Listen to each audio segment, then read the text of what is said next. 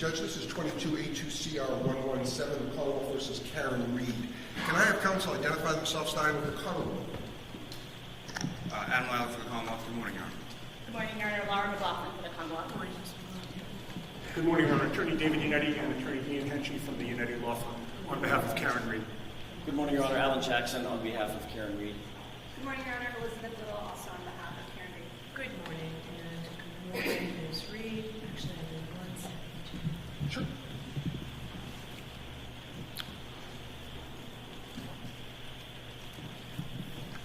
Tori, can I see you for a second, please? Oh, never mind. All set. All set. Thank you. All right. Judge, I Yes. think for your consideration, the first matter for consideration is the motion to quash on Brian Albrecht. Yes, that's what I was going to start with. Great. Thank you very much.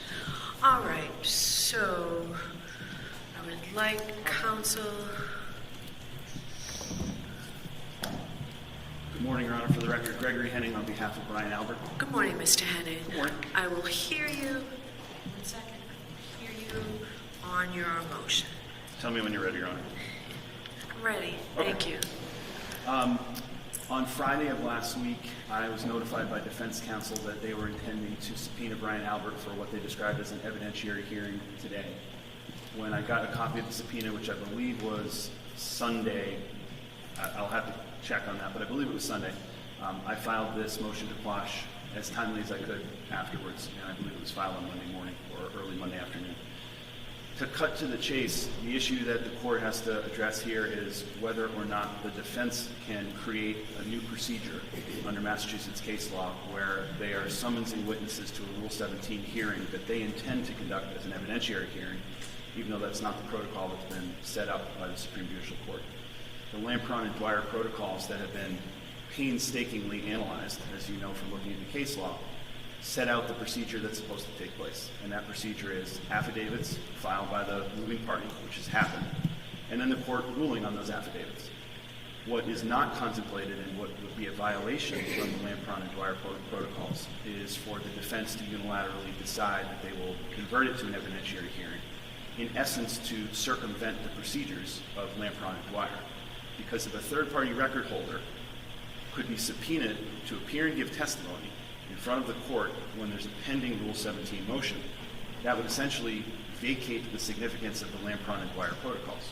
There'd be no purpose in submitting affidavits. There'd be no purpose in having a moving party need to meet their burden under Lampron and Dwyer. Because if you couldn't meet the burden, you could just bring the witness in, cross-examine, or examine. We don't know, because we don't know if it's a direct or a cross, since they're the one calling the witness, but it would be an adverse party. There'd be no procedure in place to do that because that is not what's contemplated by Dwyer and Lampron. And the reason it's not contemplated by Dwyer and Lampron is because the SJC has been very careful to protect the interests of innocent third parties, third-party record holders like Brian Albert, who are involved in the case because a defense attorney has decided to make them involved. If the mere fact that the defense gets to decide who is going to be important in their case allows them to then create this new procedure, every defense attorney that wants to examine and what I described as depose a witness would be able to issue a Rule 17 summons and then a Rule 17A1 summons that says, by the way, we're going to take your live testimony. So imagine if, as you know from the typical cases, a moving party in a sex assault case decided that they wanted psychiatric records from a complaining witness. They could seek the psychiatric records under 17.2, but then they could also bring in the psychiatrist or the victim and simply examine them and say, we don't know what's in the records, but what did you tell your doctor? And that would, again, be an end run around the Lampron-Dwyer protocols, which are designed to protect innocent third parties. So I read the defendant's opposition brief, which they filed last night. I think it's a straw man argument because I'm not arguing, just to be clear, that they're not allowed to issue summonses under the law. I'm also not arguing that they don't have the authority to summons witnesses for a trial to examine them. So that is not what we are arguing. What we're arguing is that you can't say we have the authority to issue trial summonses. We have the authority under 17.2 to issue summonses for records with the court's permission. We're going to put those together and bootstrap failures in our application for Rule 17 by calling live witnesses. That's not contemplated by the protocol, and it would be an end run around both Rule 14 and Rule 17. Other than that, I would rest on the opposition paper unless the court has any questions. No, thank you very much. Thank you. And before hearing a response, we may as well do both of these motions to quash at the same time. That's fine. That's So fine. I'll hear from Mr. Reddington. Yes.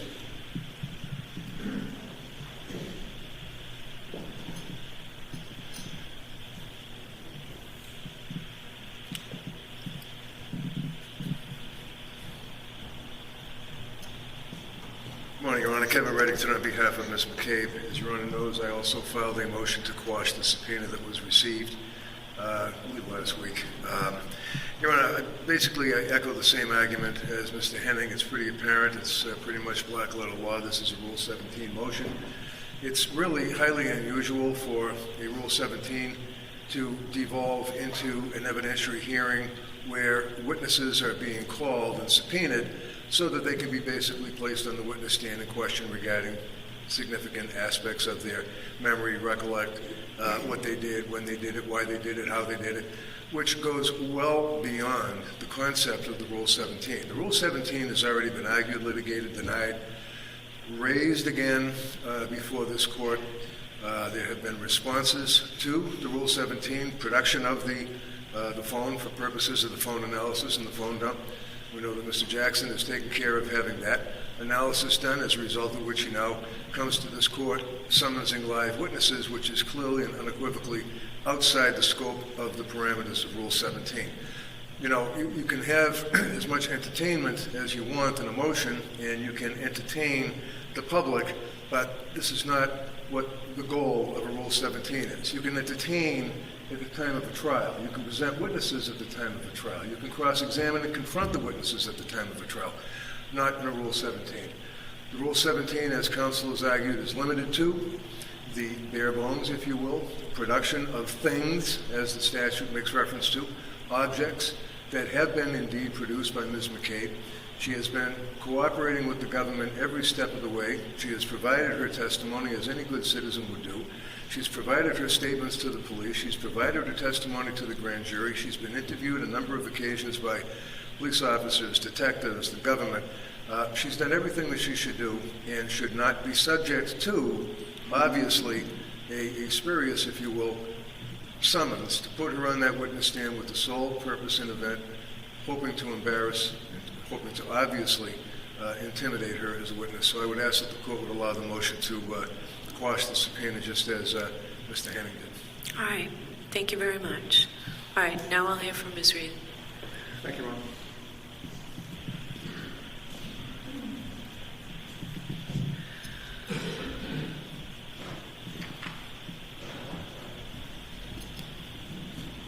Your Honor, both of these motions to quash should be denied. The attorneys for Brian Albert and for Jennifer McCabe are essentially arguing to the court that in the usual course of business, we generally don't see evidentiary hearings when Rule 17 motions are filed. This is not the usual circumstance. The usual circumstance is a Rule 17 motion is filed, it's supported by an affidavit, it's supported by a memorandum of law, and then there's oral argument regarding whether the affidavit has made a sufficient showing with sufficient specificity to justify having tangible objects and or documents subpoenaed to court. That's not what we have here. What we have here is a Rule 17 motion that has been properly filed with supporting affidavits that justify the summonsing in of Brian Albert's phone and his phone records and Ms. McCabe's phone records. But then we have an opposition by the Commonwealth with a competing affidavit. So Mr. Albert's attorney says today that this court should just look at the affidavits and make a ruling on the motion. I posit to the court, how are you supposed to do that? How are you supposed to evaluate competing affidavits and then resolve issues that are strictly focused on credibility? The only way that you can do that, Your Honor, is by having those witnesses come to court, testify before Your Honor, subject to cross-examination, and then you make findings of fact which would allow you to then make rulings of law on the Rule 17 motion. So we start at a baseline of our expert needs to testify, their expert needs to testify. In fact, we intend to call their expert as a witness first. And when I say expert, I'm talking about Trooper Garino, which is the witness that we have been provided notice of right from the beginning, where we've just been notified at the last minute of the Commonwealth now trying to retain an outside expert, apparently feeling that Trooper Garino is not adequate. So my co-counsel may have something to say about that. But regardless, Your Honor, there needs to be expert testimony, first of all, to resolve this factual dispute. And once we have expert testimony, we have an evidentiary hearing, despite the fact that the Commonwealth now says that they don't want an evidentiary hearing after agreeing to it, setting this date down, having the court rearrange its schedule, and having people fly in for it. Now they say they don't want one.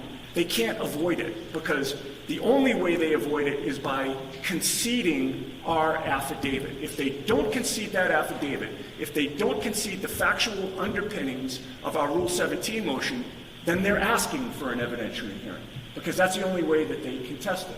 So now we get to Mr. Albert and Ms. McCabe. If I can deal with them in the opposite order in terms of how they spoke. Sure. With regard to Ms. McCabe, counsel states that she's been interviewed, she testified before the grand jury, she's been cooperative, et cetera, et cetera.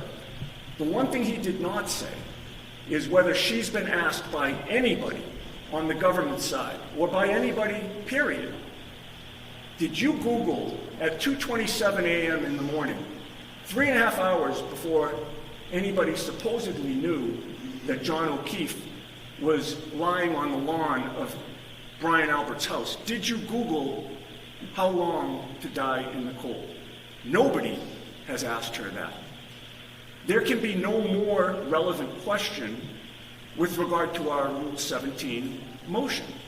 We have made allegations in this motion that point to a third-party culprit defense here, Your Honor. And Your Honor has recognized that third-party culprit defense in your prior ruling on our motion for animal control records. It is a credible theory. We believe at the end it will be revealed to be the truth in this case.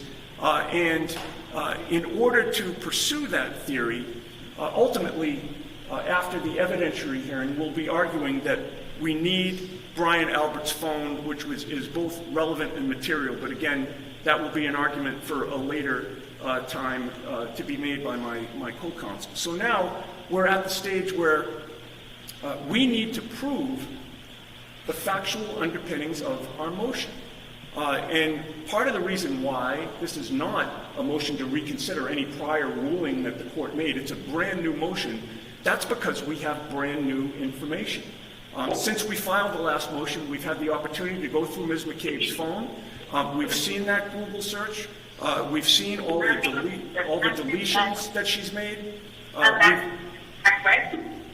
Please, you need to be muted. You need to be muted. Thank you. We've seen, as our expert has averred in support of this motion, 18 phone calls that were deleted, 2 of which went to Nicole Albert, 1 of which went to Brian Albert, shortly after my client discovered John O'Keefe's body on the lawn of Brian Albert's house. The call to Brian Albert was deleted.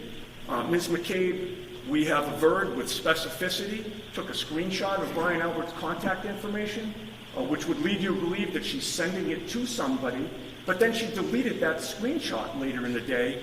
There were multiple deletions. So we need to prove that. These are allegations that we've made in an affidavit supporting the Rule 17 motion.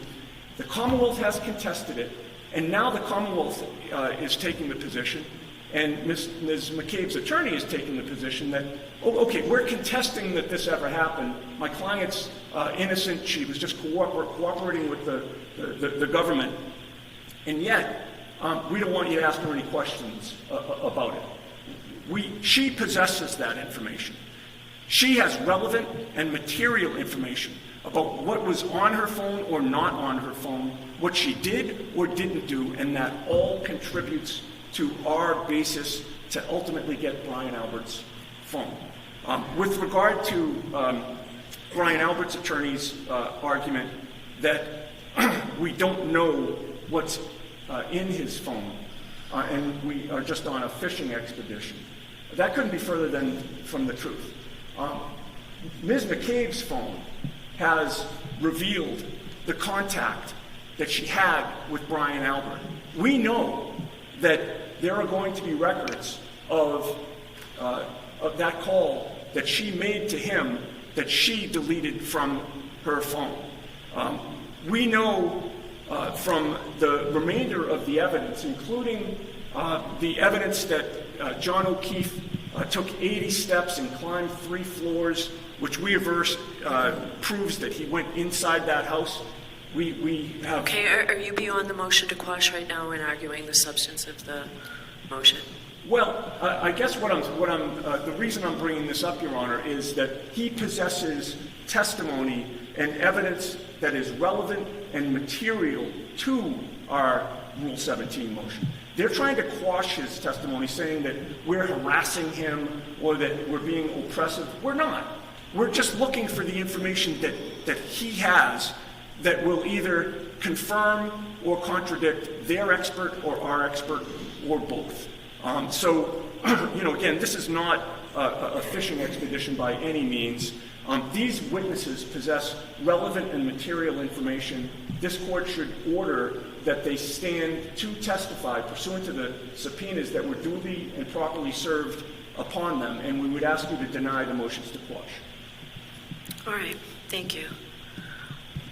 I do just want to let defense counsel know that I did receive last night's correspondence. I had the opportunity to review that early this morning, so I did receive your opposition. Thank you, Judge. I mean, we were under the gun to get everything filed. I understand, so I appreciate it. I appreciate getting it in advance. All right, so Mr. Albert's motion to quash is allowed, and Ms. McCabe's motion to quash is also allowed. So where does that leave us? Well, we're now at the point, Your Honor, where we still need an evidentiary hearing in this case. Okay, so I'm going to address that. So when there was mention previously, any mention of an evidentiary hearing, that was before I heard from the third parties, Ms. McCabe and Mr. Albert. I've now heard from them. And pursuant to Rule 17, as we know, I must, right? The rule's clear, I need to hear from those folks. So now they're objecting to the evidentiary hearing, as is the Commonwealth, and frankly, regardless of whether or not defense counsel and the Commonwealth agreed to an evidentiary hearing, there's no authority for it. I am not having an evidentiary hearing in this case. Your Honor, of course there's authority. No, I am not having an evidentiary hearing in this Rule 17 motion. I rely on the case law. I have also had the opportunity to read Judge Cipher's decision that was attached to the Commonwealth's motion, a decision I know you're all familiar with, R.C. versus Ryder-Chilkoff and the Commonwealth of Massachusetts. So there will not be an evidentiary hearing on a Rule 17 motion. I will hear you, even though the Commonwealth says that this is a regurgitation of the first motion, I will hear you on the Rule 17 motion now. So, Mr. Jackson, I'll hear you on your Rule 17 motion. Your Honor, with regard to the Rule 17, very clearly, this is not, as the Court just indicated, a regurgitation of anything. It's a brand new motion. I understand and respect the Court's ruling. I am confused, and I must say I don't quite understand the Court's ruling, given the fact that the Commonwealth has taken such a vigorous position on in their affidavit on the facts that are averred in our Rule 17 motion, it seems to me that that would be the perfect opportunity, even if it's limited to the experts on the issue of the Google search. Okay, so I understand, Mr. Jackson, that you wanted an evidentiary hearing. There will not be one, so let's hear you on the merits of the Rule 17 motion. Your rights are saved. That's clear. Your rights are saved. Okay? Thank you. All right. With regard to the Rule 17, our question would be, what is the Commonwealth so desperately afraid of? Why are they so desperately afraid of us getting the materials, the documents, the data, and the physical phone that we've sought, respectively, under the Rule 17 motion for Brian Albert's phone and the data associated therewith, for Jennifer McCabe's cell phone data as it pertains to the cell records? What are they afraid of? They seem to be desperately fearful that we're actually going to get to the truth of what actually happened on January 29th, 2022. In their motion, or in their opposition, they've indicated, Your Honor, there's nothing to see here. All of this was dealt with back in September of 2022, and there's nothing new here. It's clearly not a regurgitation of the 2022 motion. It's a completely different set of facts that we have and we've presented before the court. How long to die in cold? Spelled Haas long to die in cold. A search conducted by Jennifer McCabe at or before 2:27 in the morning. That's a very, very nuanced and very important distinction. The 2:27 a.m., 2:27 and 42nd a.m. search, or timestamp associated with that search, is the timestamp associated when Safari was exited out of. So she could have made the search, and did make the search, at some point just prior to 2:27 in the morning, some 3.5 hours before John O'Keefe was found dying in the cold in front of Brian Albert's house. That's new fact number one. The Apple Health data that establishes that John O'Keefe took 80-odd steps at or between 12:21 a.m. and 12:24 a.m., that he climbed the functional equivalent of 3 flights of stairs.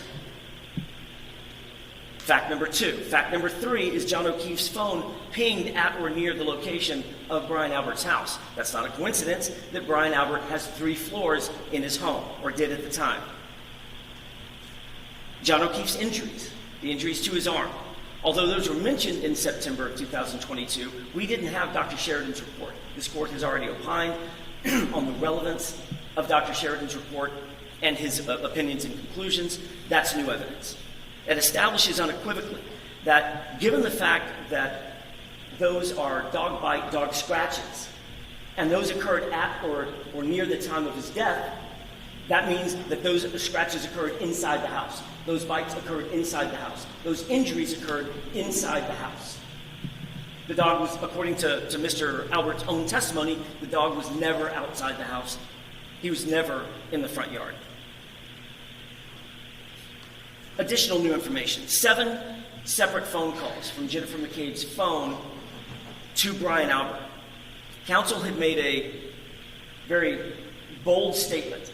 There is no evidence in his moving papers. There's absolutely no evidence of any phone calls between Brian Albert and Jennifer McCabe on January 28th or January 29th. That is provably false. There were no fewer than 7 phone calls that we can prove, and we believe that the cell phone records of Jennifer McCabe will likely prove other calls as well.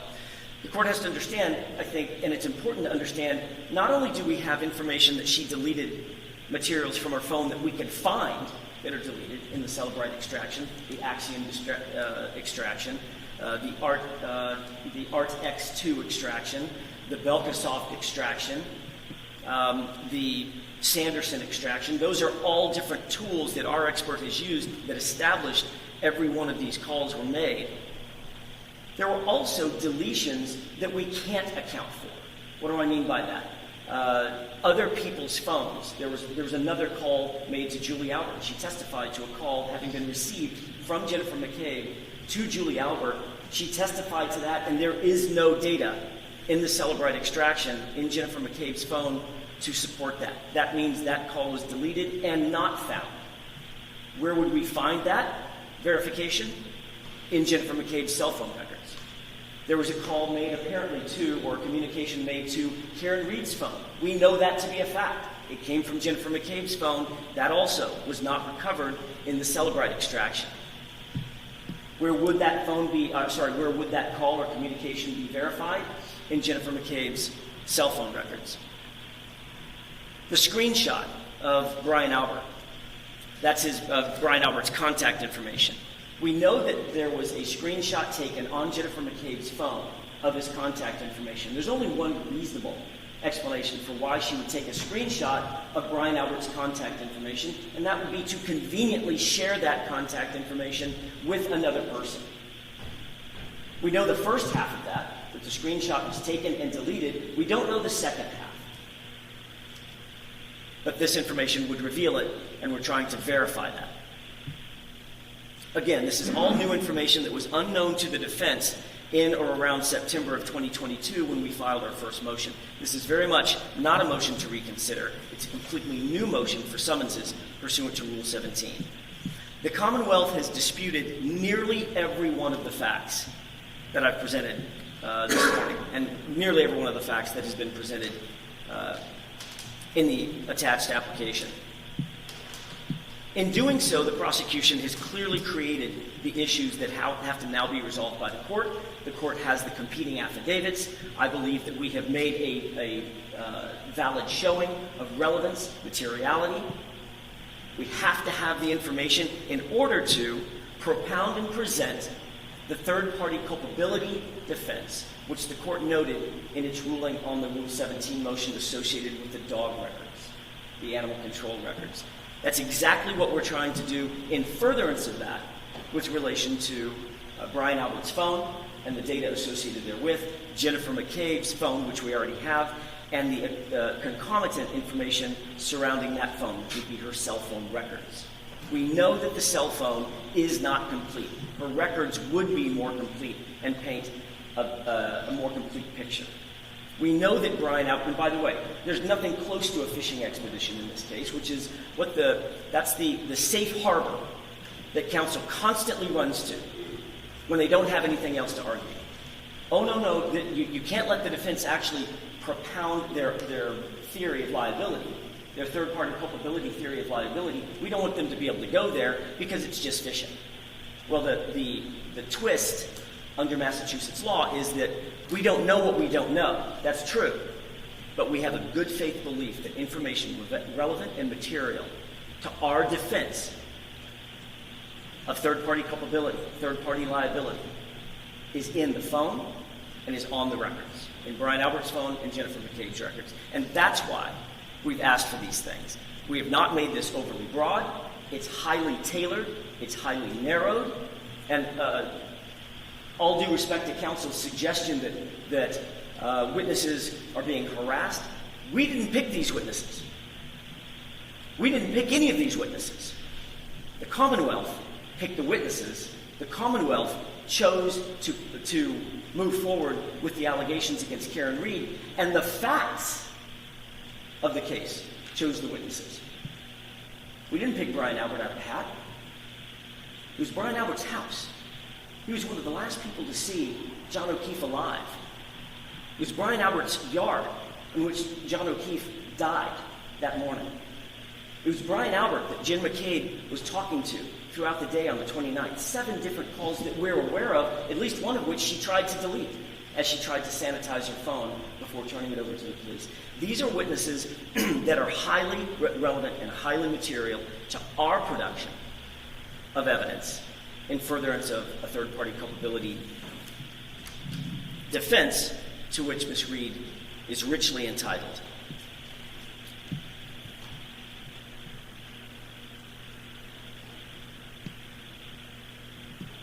Your Honor, our request is not a discovery request. Our request is an evidentiary request. That's very different. We are not asking for discovery through the process of seeking Mr. Albert's phone or the phone records associated with Ms. McCabe. We're asking for evidence. Evidence that's material, evidence that's relevant, evidence that's salient to a third-party culpability defense, one that we've already made a good faith showing exists in this case, and this court has already ruled is a relevant and material defense. We ask that the court issue the summonses under Rule 17 for both Mr. Albert's phone and the associated data therewith, as well as Jennifer McCabe's cell phone records and the associated data therewith. All right. Thank you very much. Mr. Lally, I'll hear from you, but am I also going to hear from Mr. Albert's lawyer, and am I going to hear from Ms. McCabe's lawyer as well? We'll call on you afterwards. I'm going to hear from Mr. Lally first. Thank you, Your Honor. Your Honor, the Commonwealth requests that Your Honor, I'm sorry to interrupt. If Mr. Lally, or if the court could gently ask Mr. Lally to address the court from the podium. Oh, sure. I simply can't hear Can him you go over there? with his back turned. No, absolutely. I'm going to ask you to keep your voice up so I can hear you over here from there, please. Understood.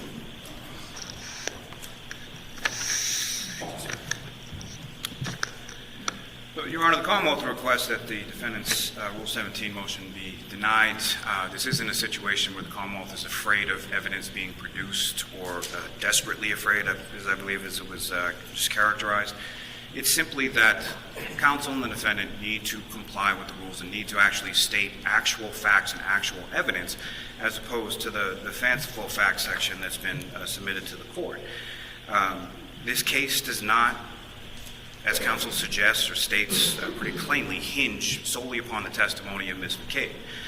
The statements and testimony of other witnesses, the forensic evidence, the video evidence are conjunctively simply hard to reconcile with counsel's facts, even assuming everything averred in their motions and affidavit is true and accurate, which I submit that it's not.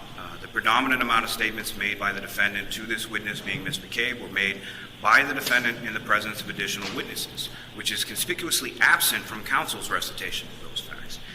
Counsel states in the motion that the defendant, quote-unquote, has always maintained the purported story of her leaving Mr. O'Keefe at the Fairview residence and calling him repeatedly to ensure that he was safely within the home. The defendant, over the course of the investigation, said a lot of things to a lot of people. She talked to a lot of civilians. She talked to a number of troopers involved in the investigation. This story was never presented, not once. She did present varying accounts to varying people as far as when she last saw Mr. O'Keefe, what happened with Mr. O'Keefe the last time that she saw him, but never this particular version of events. The defendant seems to suggest that the body of Mr. O'Keefe was discovered that morning by the defendant and Ms. McCabe. However, Ms. Roberts was present with him at this time as well, but remains absent from counsel's recitation of the facts. Counsel further states that Ms. McCabe, quote-unquote, inserted herself into the defendant's search that morning for Mr. O'Keefe. However, it was the defendant that awoke the victim's niece at approximately 4:30 in the morning, had the niece repeatedly call and text Mr. O'Keefe, and then asked for or instructed the niece to call Ms. McCabe at 4:53 in the morning. So this suggestion that Ms. McCabe is up all night pacing around her bedroom, or that she's shockingly awake at 4:53 in the morning and answers this call from the defendant. She answers the call from the victim's niece, and then the victim's niece, at the instruction of the defendant, puts the defendant on the phone. And that is how this search, or how this issue begins. The defendant initially tells Ms. McCabe that she last saw the victim at the waterfall. When she's then subsequently informed by Ms. McCabe that she had seen, being Ms. McCabe, had seen Mr. O'Keefe and the defendant leaving the waterfall together, and further seen the defendant's vehicle in front of the residence on Fairview, the defendant then indicates that she left Mr. O'Keefe on Fairview after they had gotten into an argument.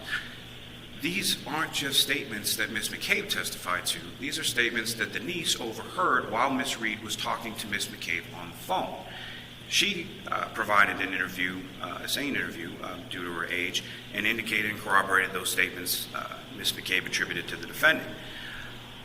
The delay that counsel averres in the motion that Ms. McCabe caused in Ms. Reed's frantic search or trying to get to the residence on Fairview, the evidence demonstrates from Mr. O'Keefe's ring video that the defendant left Mr. O'Keefe's driveway at approximately 5:08 in the morning from the ring camera.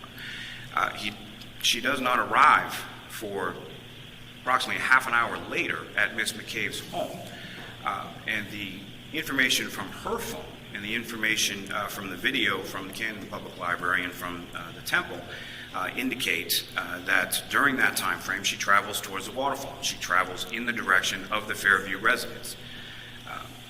So any delay that was caused in her getting to that residence with Ms. McCabe and Ms. Roberts was her own doing and not that of Ms. McCabe. Now, the defendant also states that Ms. McCabe stated to Trooper Proctor that while they were searching for Mr. O'Keefe, the defendant repeatedly asked, "Could I have hit him? Did I hit him?" The defendant also repeated these statements when the body of the victim was discovered, as reflected in the testimony of Ms. McCabe. It's also reflected in the testimony of Ms. Roberts. It's also reflected in the testimony of first responders. Paramedic who was standing directly next to the defendant when she said these things in response to the paramedic's questions.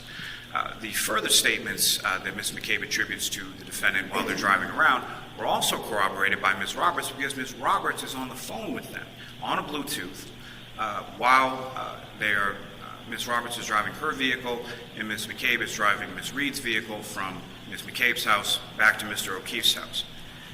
So all of these statements that Ms. McCabe has purported to have created are corroborated by other witnesses, by video, and by forensic evidence.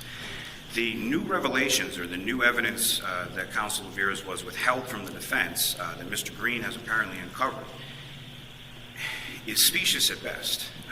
It's from the affidavits or the reports that were subsequently done by Trooper Garino and an independent forensic experts that our office hired in regard to this, whose qualifications are contained within the attachment that I filed with the court, approximately a 21-page resume that she has in this particular field. She teaches in this field, she writes in this field, and she comes to the same conclusion that Trooper Garino does, that those Google searches that are attributed by Mr. Green as happening at 2:27 and 40 seconds in the morning did not occur at that time. They were a result of the file being parsed from a write-ahead log or a wall file. The analogy that I would make as far as Mr. Green's analysis of the phone is very similar to counsel's recitation of the facts. It shows you one thing, but neglects to put it in the context of the rest of the facts, neglects to put it in the context of the remainder of the evidence. And what Mr. Green does is, yes, there is an indication in the phone that there was a search at 2:27 and 40 seconds in the morning.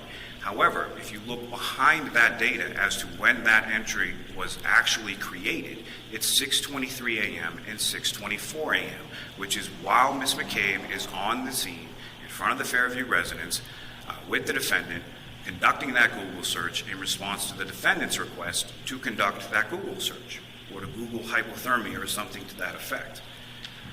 As far as these deletions within the phone, both forensic experts, being Trooper Garino and Ms. High, indicate that these deletions are not something that is actively done by the user.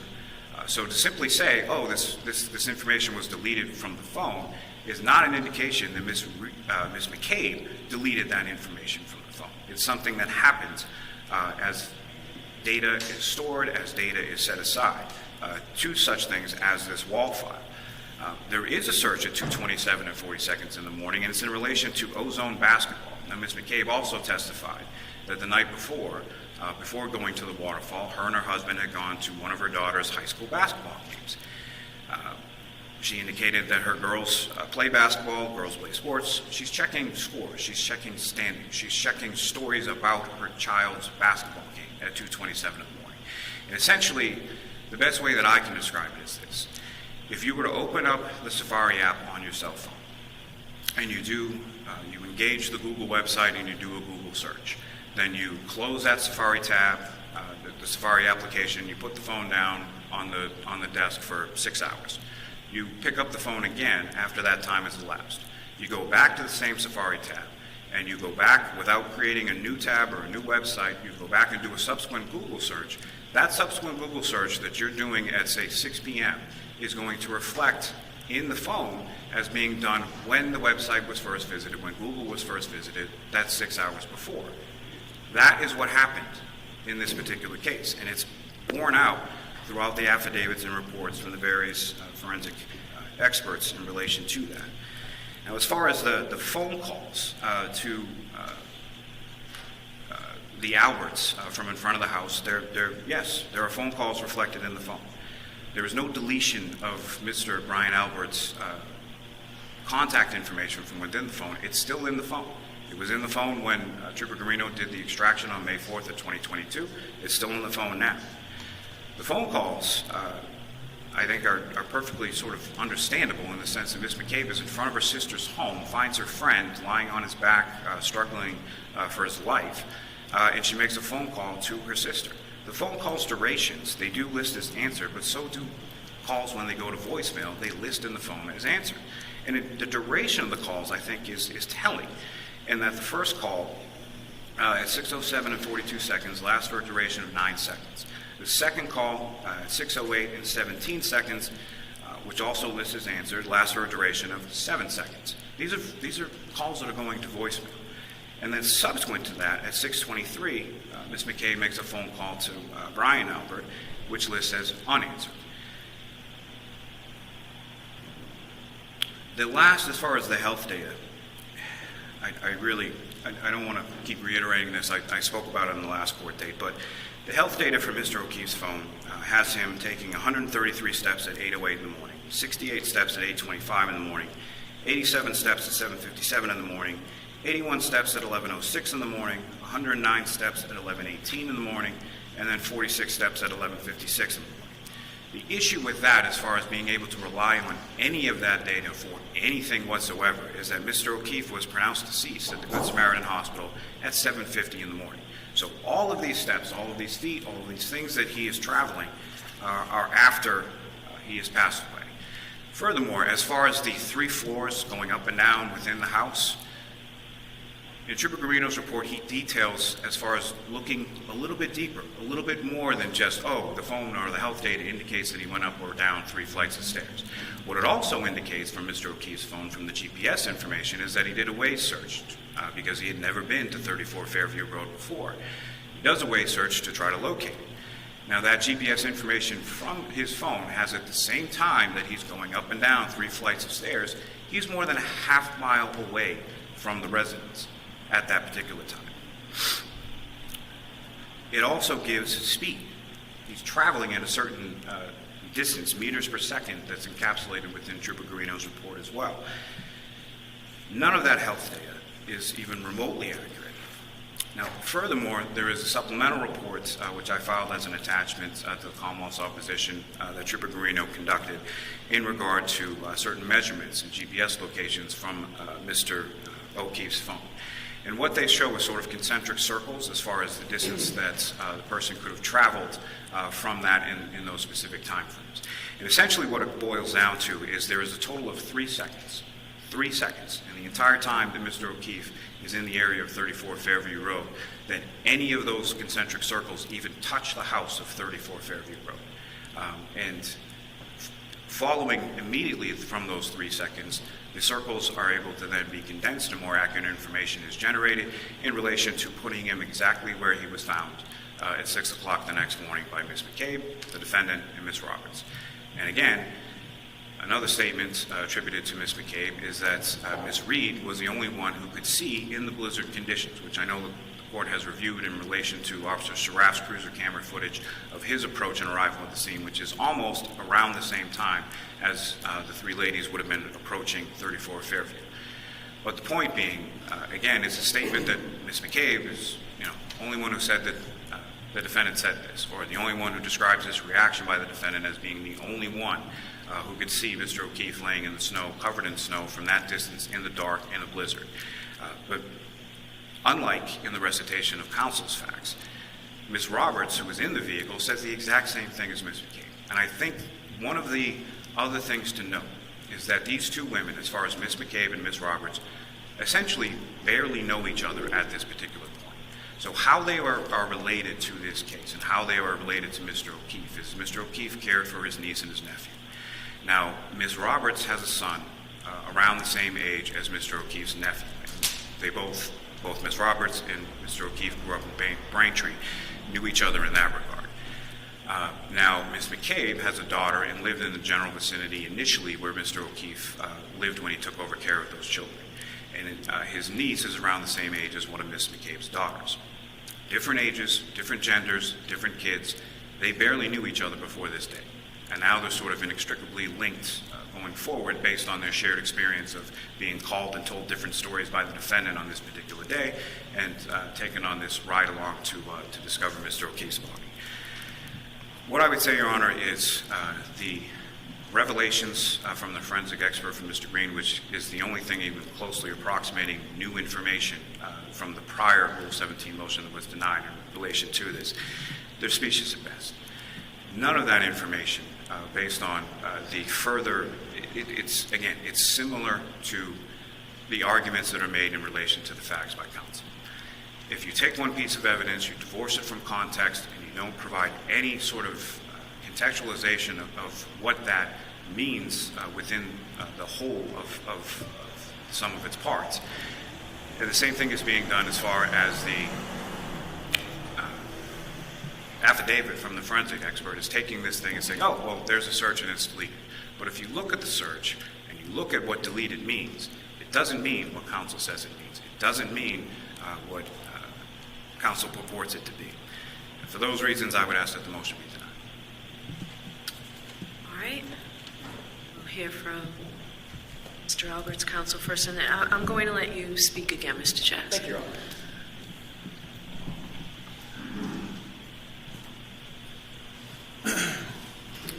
So you've heard for 40-something minutes different recitations of facts. I want to focus for a moment for the Rule 17 just on my client and the allegations that the defense has made. Even after you bottle up everything that's been said, the allegation is that someone, not my client, placed a phone call to my client that went unanswered after the body had been discovered in the front of the house. That's the sum total of the allegations from defense that touch on the issue of the phone. The rest of the material that the defense has suggested is relevant to their Rule 17 is theory, and I would argue it's the alternate theory, and they are entitled to make their alternate theory argument. Mr. Jackson a few moments ago used the phrase safe harbor in relation to the concept of fishing expedition, and he actually stole the words that I was going to use in relation to the concept of third-party culprit. Because really what that boils down to here is the defense is saying we get to do whatever we want, search high and low, do whatever we need to in order to defend our client. And I understand in concept what that means. But the issue is that under the provisions of our law and the case law, they can't just say it's relevant to their case, snap their fingers, and then go into the personal effects of a third-party innocent person who's related to the case only because they're a witness. But that's the argument that they're making. The only connection between what they're suggesting and my client's phone is an unanswered phone call. Unanswered. At 6:23. Counsel made the suggestion that I said earlier that there's never any indication or no record of a phone communication. That's not what I said in my opposition. I said there's no indication of a conversation because there's zero grand jury testimony about it, there's zero forensic evidence about it, there is no conversation because one didn't take place. But that's the suggestion they're using to then bootstrap the rest of the argument. The federal Rule 17, the equivalent, is guiding Massachusetts case law. That's been referenced in Lampron and Dwyer. There's a federal case that came out in 2018. I provided a copy to counsel and I provided it to the Commonwealth, and I'll hand up a copy to the court. It's, in essence, it's United States versus Cartagena Albadalejo, 299 F sub 3rd 378. And in this case, there is a Rule 17 subpoena that is issued by the defense seeking, quote, exact copies of the reports, photos, or notes regarding a shooting incident on a particular date. And in this particular case, the court made the comment in ruling against the Rule 17 decision that that request, just for copies of notes and photos or reports, was overly broad. Quote, the potential to bolster a complainant's allegations and the potential to undermine them provide possible material for impeachment, but the inability to articulate with precision what records he seeks or the purpose for which he seeks them confirms that he cannot satisfy the specificity problem. If the moving party cannot reasonably specify the information contained or believed to be contained in the documents sought, but merely, quote, hopes that something useful will turn up, this is a sure sign that the subpoena is being misused. Moreover, they have cited no authority to support the proposition that searching for, quote, alternate theories is a proper basis to compel production of documents. And that is precisely what we're dealing with here. The defense has a theory. I give them that. That's their job. But the Rule 17 standard does not allow that they snap their fingers, come up with a theory, and then intrude on other people's personal, private materials in order to then build their case. Because the concept there would mean that, again, we're talking about one phone call, so let's use this in some other case, because if the court were going to make this ruling, it would stand for a proposition. The proposition would be that if a witness to statements and a witness to conduct of the defendant makes a phone call, any phone call, the person that that witness contacts has to turn their phone over to the defense if they want to create an alternate theory of the case. And that cannot be what Rule 17 stands for. This case, the federal rules, the state rules, they outline the standard that the defense needs to meet. And if you look at the actual Rule 17 that they filed, what they're requesting is far more broad than, quote, reports, photos, or notes. They're requesting a 7-day period of everything having to do with the phone and the phone itself. That overly broad interpretation of Rule 17 is reflective of what the defense theory is here. The defense theory is we have an alternate defense. We want to argue and create evidence for that alternate defense. And that is not what Rule 17 is designed for. Because Rule 17 isn't about her. Rule 17 is about the third parties. It's designed to protect those people who, by no fault of their own and no conduct of their own, become involved in a matter, either as a witness or a bystander or what have you. That's exactly what's happened in this case. And so rather than trying to meet the burden, after hundreds of pages of affidavit and supporting documents, what it boils down to is a phone call that was placed and never answered and no communication. And they're trying to use that plus all of the other window dressing to suggest that that allows the court to order a subpoena for a third party to turn over their personal effects. And that is not what Rule 17 stands for. I just ask that the court take this into consideration, even though it's not part of the opposition memo. No, I'll take a copy of that. Thank you.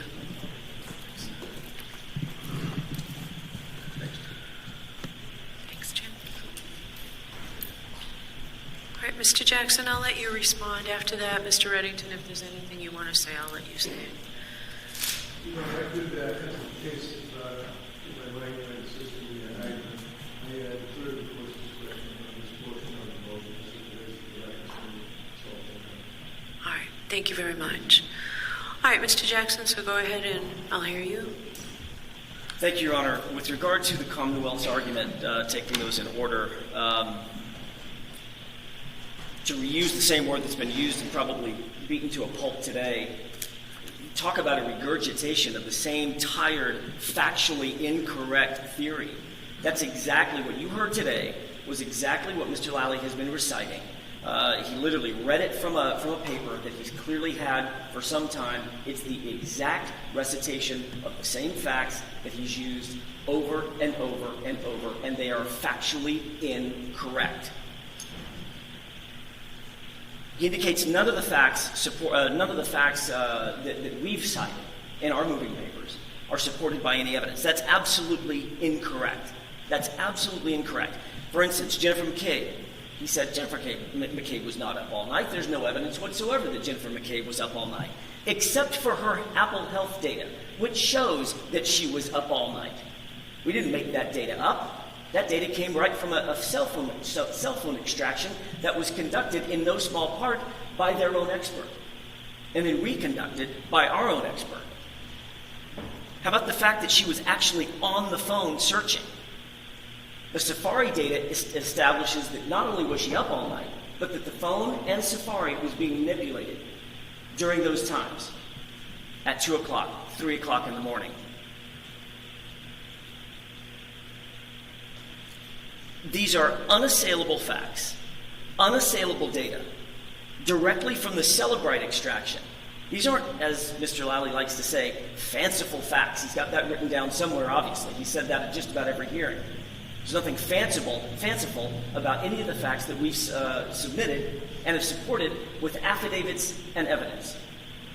The Commonwealth's theory, quite to the converse, is supported by nearly nothing. Nothing. Everything that we've suggested is supported by the data, the evidence, and the facts. The Commonwealth's theory is supported by conjecture. and really bad policing.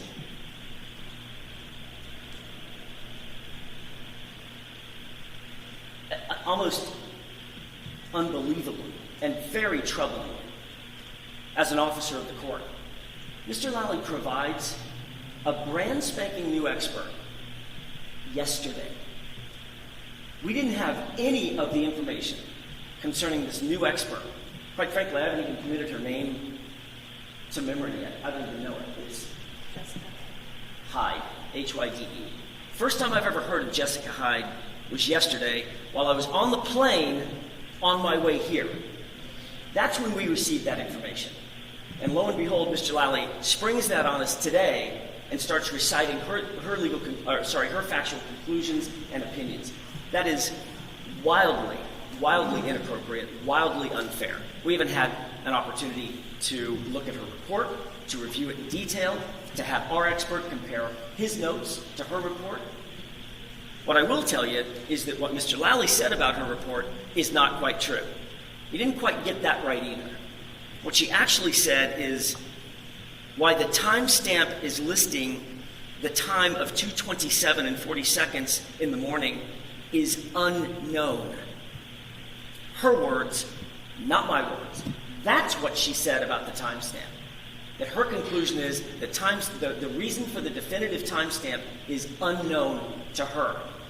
Well, we know why it is, because we've had more time to distill it.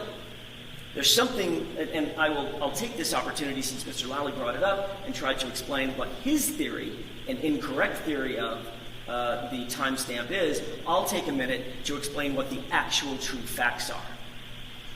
An Apple iPhone has a clock in it. It actually has two internal clocks. One of those internal clocks is run by a program known as Apple COCOA chord time. The Apple Cocoa core time is the number of seconds from January 1st, 2001 until right now. So for instance, if I open my phone, which I just did, Apple Cocoa core timestamp just noted the exact moment that I just opened my phone. And it's noted from January 1st, 2001. Right now, actually in 2022, in January of 2022, those numbers of seconds was around 665 million. About 665 million seconds had passed between January 1st at midnight, 2001, to January 29th, around midnight, around 2:27 in the morning, on January 29th, 2022. Why is that important? Because their expert, Mr. Guarino, indicated, you can't rely on the timestamp of how long to die in cold, because that's at the exact same time as the Ozark basketball webpage was brought up. So something must have gone wrong. I don't really know what it was, but it must have been something.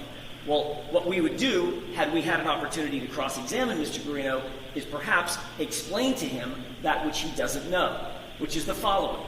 More than one web page can be up and open on a cell phone at any given time. The court knows this. Everybody who owns a cell phone knows this. You can have multiple pages open. One page is sitting on top of the other, and then there are multiple pages behind it. All those pages are still open and potentially running in the program, in the iPhone. The 2:27 how long to die in cold search was nanoseconds, milliseconds, before the Ozark basketball search page came up.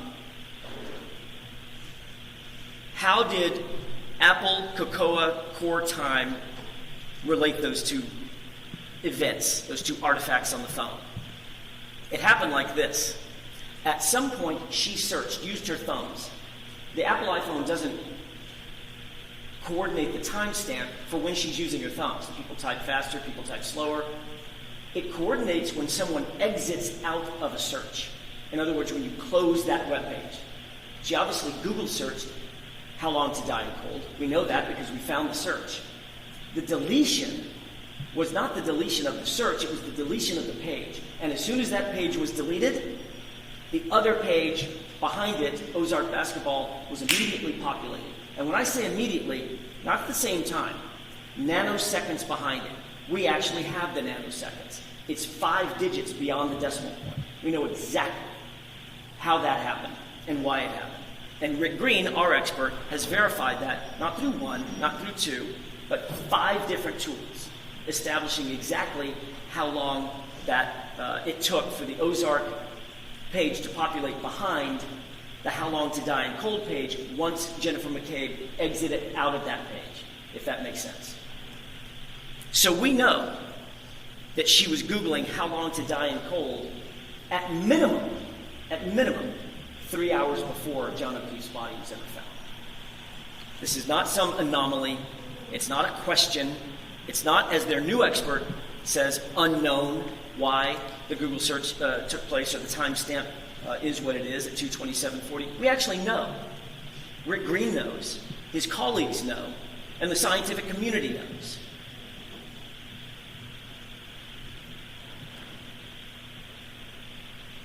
Mr. Lally also said, Jennifer McCabe, she didn't delete anything. This stuff just happens. Well, stuff just doesn't delete itself on an iPhone. Everybody that has an iPhone, every 4-year-old that has an iPhone knows that stuff doesn't just delete itself. That's not how iPhones work. Everything that was deleted was concentrated into a time period. It was concentrated on or around January 29th, 2022, at or around 6 a.m., 7 a.m., 8 a.m., throughout the day on the 29th, and up until she turned that phone in on February 2nd, 4 days later. Those deletions weren't coincidental. They were done by her. 18 separate calls were deleted. There were 7, by the way, and I will address counsel's statements about Brian Albert and his phone in just a second, but it dovetails into what I'm saying right now. In terms of the conversations that counsel talks about, what he said was there was no conversation between Brian Albert and Jen McCabe on the 28th or the 29th. He's just wrong about that. He's just ignoring the facts. There were 7 phone calls. One of them, at 6:24 a.m., was unanswered. The other 6 were all answered. And there were conversations. They were, in some cases, not just seconds, but minutes long. So there is evidence that McCabe and Albert were communicating back and forth to one another. That's why it's important that we verify what those communications were and how long they took, and what other communications might exist on Brian Albert's phone that weren't sanitized by Jennifer McCabe before she turned her phone into the authorities.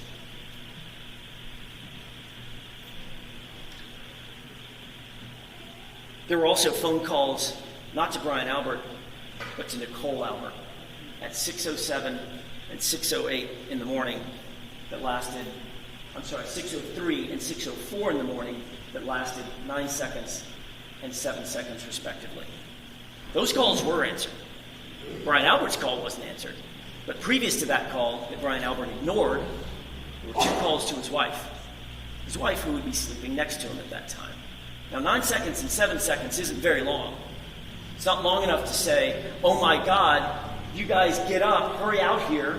We just found John O'Keefe's body in your front lawn. It's not long enough to say that and to have a conversation about that, but it is long enough to say something like, listen, we're here.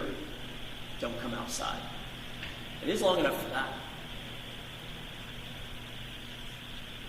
And in fact, as we know, Nicole Albert and Brian Albert, a sworn police officer, never came outdoors, even though the entire world of law enforcement and medical personnel and first responders were responding to his front yard where a dead body was. Never ever came outside. It's interesting. Mr. Lally talks about the 80 steps.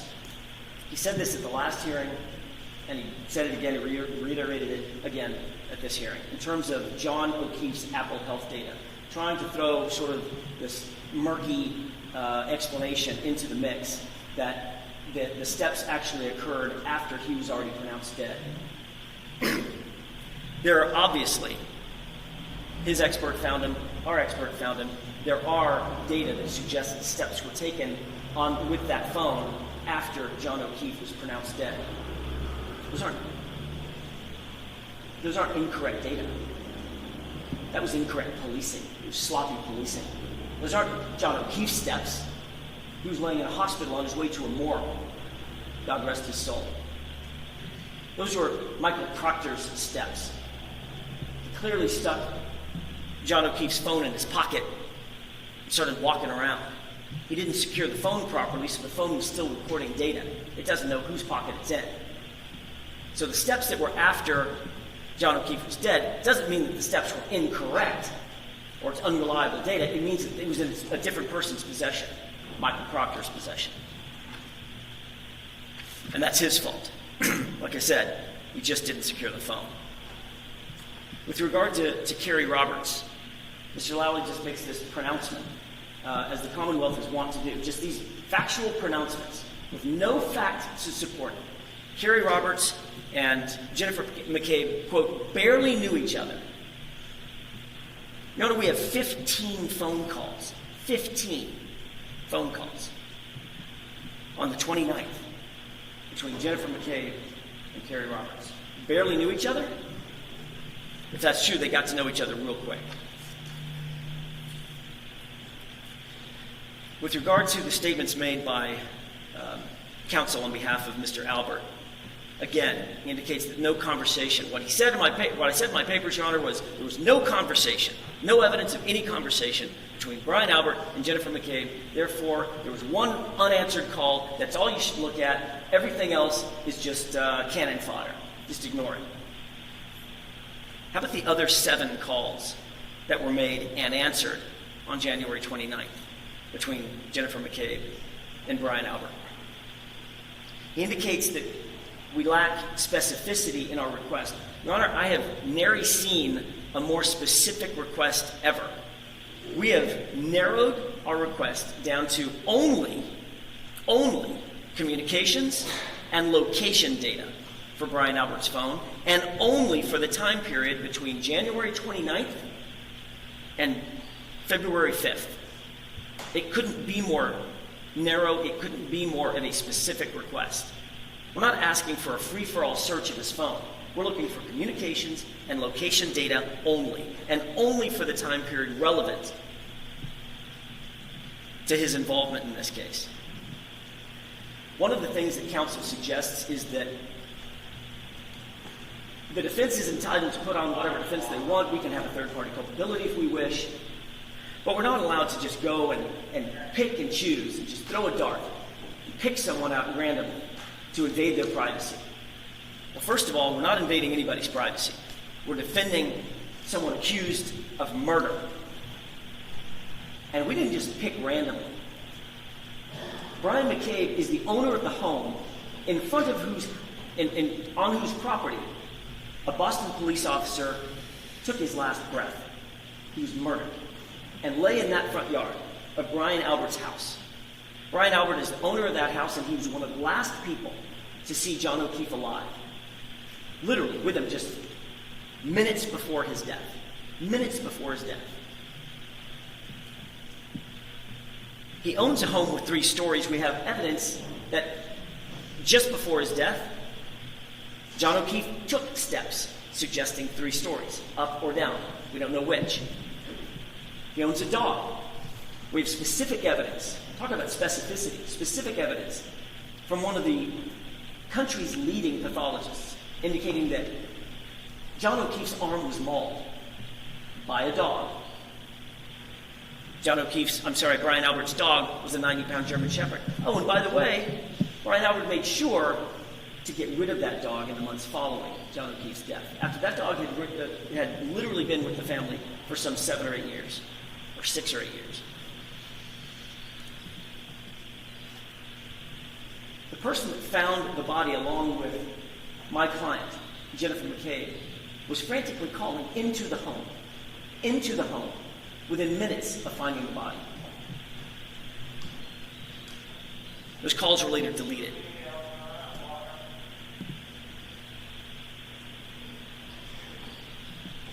Brian Albert later sold the very house where this crime took place, distancing himself further from the crime scene. The Albert family is also connected to, as we've gone into pretty specific detail, connected to the elite investigator in the case, Michael Proctor. Your Honor, I'm bringing up these facts, which the court knows, but it bears repeating only because Mr. Lally and Mr. Higgins have suggested that we just sort of pick somebody out of whole cloth to seek their information. That couldn't be further from the truth. Brian Albert is integrally involved in the death of John O'Keefe. He is implicated in the death of John O'Keefe. Jennifer McCabe is equally implicated in the death of John O'Keefe and the subsequent cover-up of that death.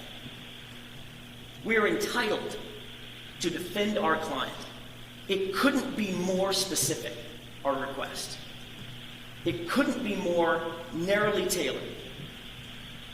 And we couldn't need it more. It couldn't be more necessary for Karen Reed to defend herself. She's entitled to this information. She's constitutionally entitled to defend herself, and she's constitutionally entitled to this information.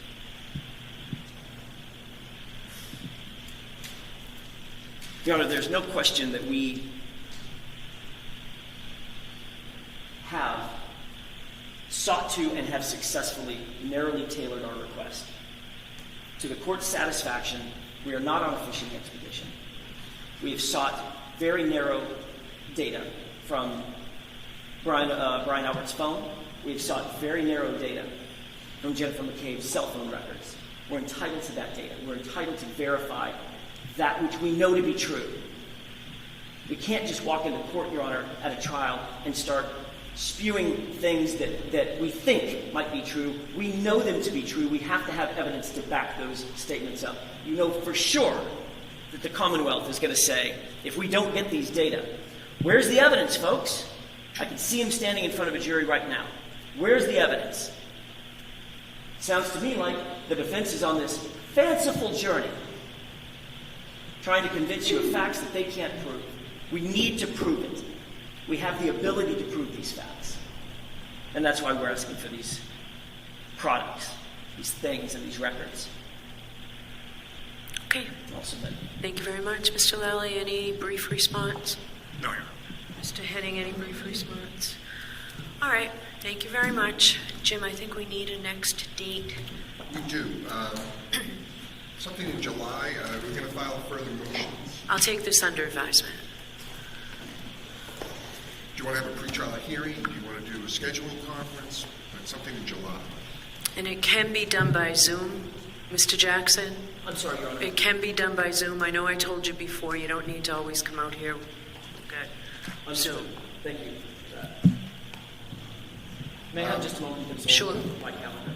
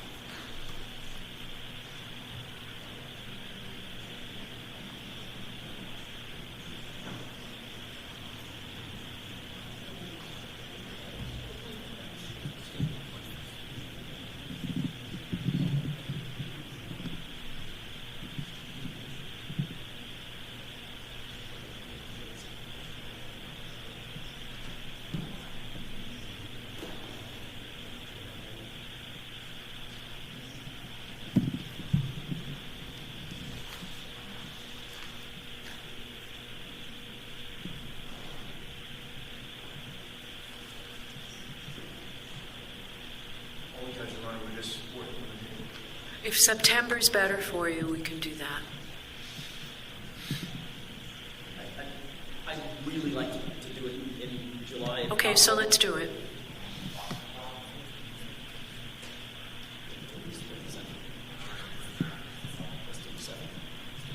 Can we do July 7th? No. 17, 18, or 19 of July, I was looking at. I just can't do that week of July. What about the following week Yeah, after the I can 18th? do 11, 12, and 14. No, I was saying the following week after the 18th. After that, So the week of the 24th, of June, July. July.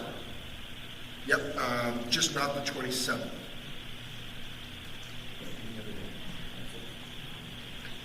July 25? July 25? Is the Commonwealth available? That's fine. July 25, for what? Scheduling conference or Pretrial hearing. pretrial hearing? Okay. Pretrial hearing, 7:25 and 2 p.m. All right, thank you very much. Thanks, Your Honor.